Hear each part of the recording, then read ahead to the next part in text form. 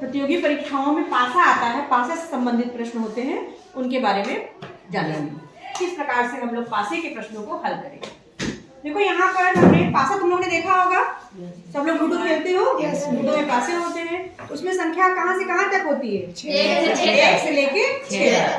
ठीक। अच्छा, उसमें जब ध्यान दोगे तो अगर एक तरफ 6 है तो उसके अपोजिट साइड क्या होता है? 1। कितना होता है? 1। अगर एक तरफ 5 है तो 5 के अपोजिट साइड क्या होगा? 2। हमेशा जो अपोजिट साइड होगा वो क्या होगा? उनका योग 7 होगा। ठीक। तो इसको कहते हैं मानक पासा। जो जिनके अपोजिट साइड ऐसे होते हैं जिनका योग 7 होगा तो क्या होगा? मानक पासा, यानी कि स्टैंडर्ड डाइस। अच्छा, उनको पहचानेंगे कैसे? मान लो हम तो पासा दे दिया ऐसे, तो हम उलट के देख लेंगे कि कैसा पासा। लेकिन अगर हमको ऐसा चित्र मिला है तो हम कैसे जानेंगे कि ये मानक पासा है कि सामान्य पासा है? इसके लिए एक हमारे पास वो है, ट्रिक है। देखो यहाँ पे 2 के बगल में क्या है? 1 के बगल में 3। इनका योग कहीं 7 नहीं हो रहा है। अगर हम करें 3 और 2 जोड़े तो कितना होगा? 5। 2 और 1 जोड़े तो 3, और 3 और 1 जोड़े तो 4। यानी कि इनका योग, अगल बगल का योग 7 नहीं हो रहा है। तो जब अगल बगल का कोई भी हो, अगर वो 7 नहीं हो रहा है, इसका मतलब इसके जो अपोजिट साइड है उसको जब जोड़ेंगे हम तो उसका योग कितना आएगा? 7। इस तरीके से पहले हम पहचानना जरूरी है कि मानक पासा है कि सामान्य पासा है। ठीक। अब जैसे ये है, हमको क्या बदल गया? एक ऐसा पासा है मानक पासा, क्योंकि अगल बगल का योग किसी का भी 7 नहीं है। एक ऐसा पासा है मानक पासा। अच्छा, अब अगर मानक पासा है, पूछ लिया अगर इस तरफ 2 है तो 2 के अपोजिट क्या होगा? 5। 2 के अपोजिट क्या होगा? 5। 1 है, 1 के अपोजिट क्या होगा? 6। क्योंकि हमने क्या बताया मानक पासे में जो अपोजिट साइड होंगे उनका योग कितना होगा? 7। 3 इधर है तो अपोजिट साइड कितना होगा? 4। ये तो निकालना बहुत आसान है। तो अब पहले हमको ये देखना है, जब भी कोई प्रश्न से डाइस से संबंधित है तो सबसे पहले हमें देखना है कि हमारा पासा किस प्रकार का है। अगर अगल बगल का योग 7 नहीं है तो कैसा पासा है? वो कैसा पासा है? स्टैंडर्ड पासा या फिर मानक पासा। ठीक। इसमें तो बताना बहुत आसान हो गया। कोई भी पासा देखा, देख लिया अगर बगल का 7 नहीं है तो इसका मतलब अपोजिट वाला 7 होगा। पूछ लिया, कई बार प्रश्न पूछते हैं 2 के अपोजिट कौन सा होगा? 5 होगा। 3 के अपोजिट 4 होगा। 1 के अपोजिट 6 होगा।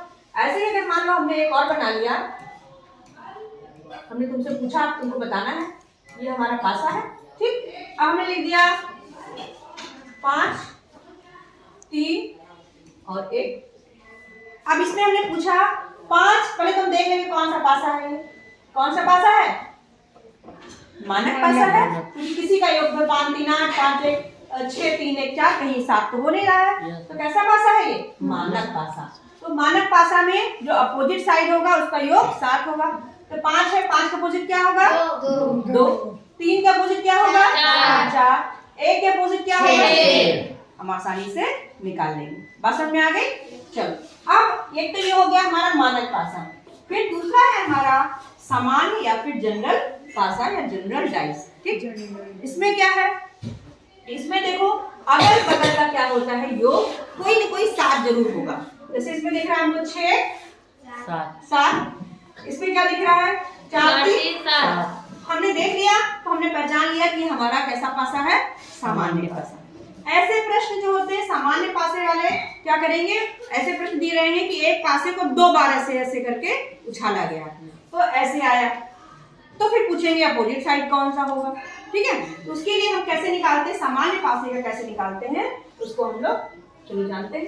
मैंने बताया था वहाँ पे तो हमने संख्या लिखी थी, यहाँ पे हमने क्या किया है, जैसे कि लूडो में होता है बिंदी बनी होती है वैसे हमने बना दिया है। अब देखो ये हमने जान लिया कि पहले हमारा ये पासा किसी का भी योग 7 है क्या?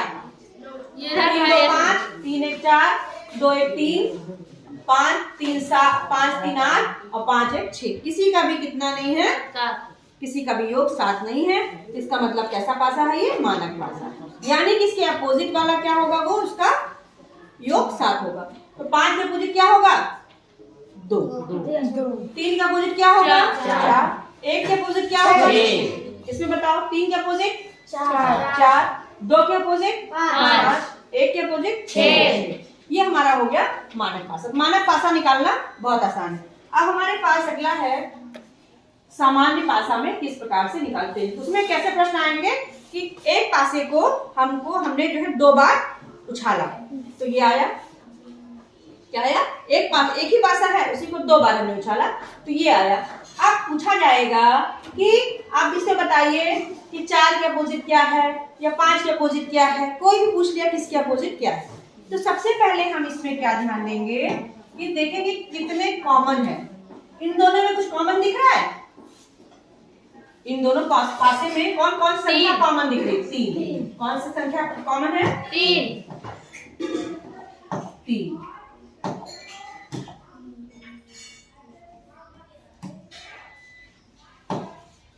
यहाँ पे हमारी 3 संख्या ये कॉमन, इसमें भी है, इसमें भी है। ऐसे में हम क्या करेंगे, हम घड़ी की सुई की तरफ चलेंगे। घड़ी की सुई कैसे चलती है? ऐसे क्लॉकवाइज ऐसे चलती है, ऐसे करके इन दोनों का क्या करेंगे, हम क्लॉकवाइज ऐसे घुमा लेंगे। अब 3 की जगह पे 3 की जगह पे हमने लिख लिया 3 है ये, इसका 3 लिख लिया, इसका 3 लिख लिया।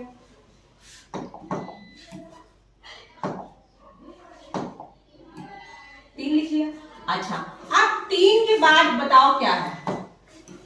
क्लॉकवाइज में घूमना। 3 के बाद क्या है? 5। फिर क्या है? 4।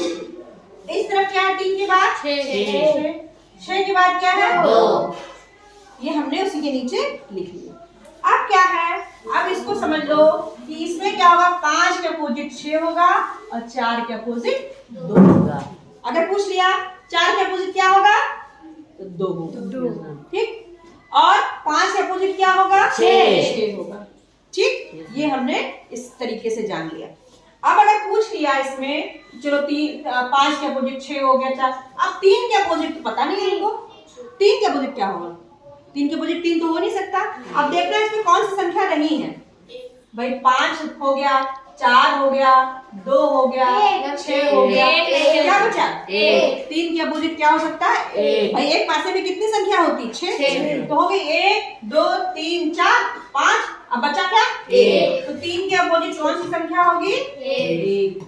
बात समझ में आ गई? कर लोगे इसको? तो 3 के अपोजिट हो जाएगी 1। बात ठीक है? अब जैसे ये तो ऐसा हो गया जिसमें कि 1 कॉमन है। अब अगला जो हम समझाएंगे, इसमें क्या है? 2 कॉमन है। इसमें क्या पूछेंगे कि एक पासे को हमने 2 बार उछाला, ठीक है, तो ये हमारे चित्र आया।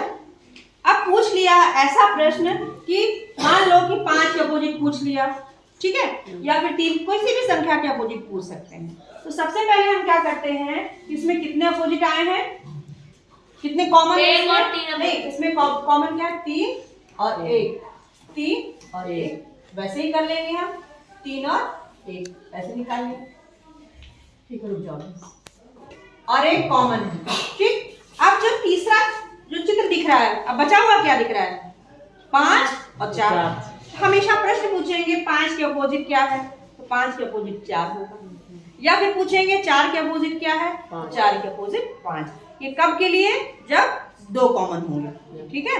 ये बात समझ में आ गई?